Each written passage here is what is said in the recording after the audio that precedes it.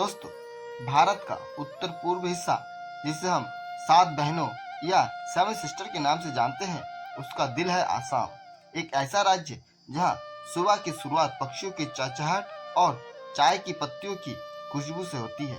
जहां की विशाल ब्रह्मपुत्र नदी सिर्फ पानी का जरिया नहीं बल्कि यहाँ की जीवन रेखा है।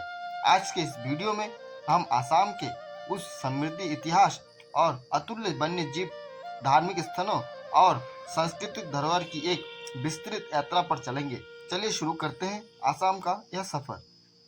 दोस्तों, आसाम भौगोलिक रूप से बेहद खास है।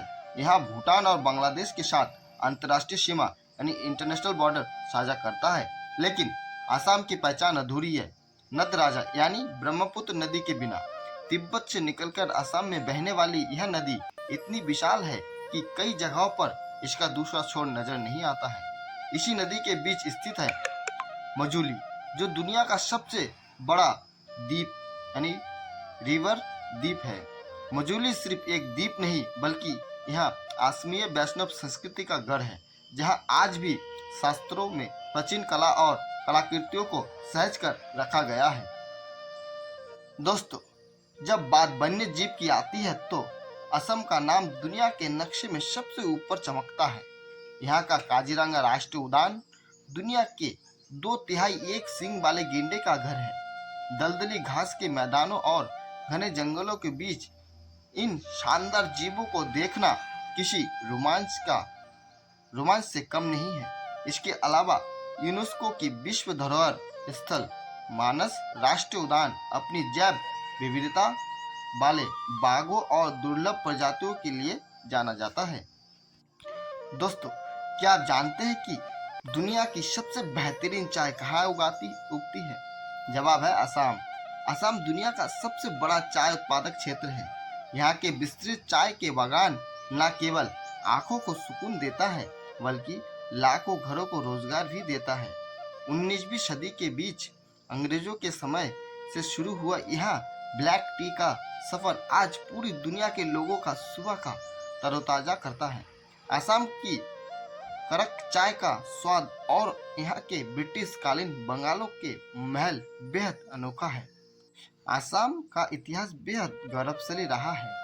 यहाँ का अहोम राजवंश ने लगभग 600 वर्ष करीब 1228 से लेकर 1826 ईसा तक शासन किया।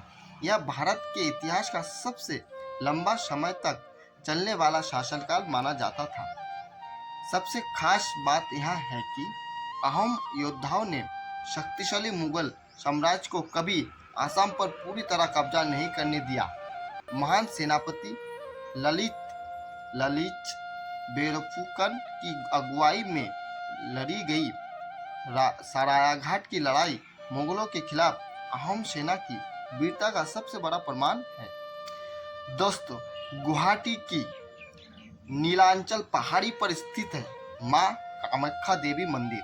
भारत के सबसे प्रसिद्ध और पूजनीय 51 शक्तिपीठों में से एक यह मंदिर तंत्र साधना का सबसे बड़ा केंद्र माना जाता है। यहाँ कोई मूर्ति नहीं बल्कि देवी के एक स्वरूप की पूजा होती है। हर साल यहाँ लगने वाला अंबुबाची मेला दुनिया भर के तांत्रिकों का अघोरियों को आकर्षित करता है। इस मंदिर से जुड़े रहस्य को और मान्यताओं आज भी विज्ञान के लिए एक पहेली है। दोस्तों, असमिया संस्कृति बेहद जीवंत और रंगीन है। यहाँ का सबसे बड़ा त्योहार बिहू, जो साल में 3 बार फसल के चक्र के अनुसार मनाया जाता है। जब बिहू नृत्य के दौरान ढोल और पारंपरिक पेपा की आवाज गूंजती है तो पूरा आसाम थिरक उठता है। अगर बात खान पान की करें तो आसाम का भोजन सादगी और स्वाद का मिश्रण है।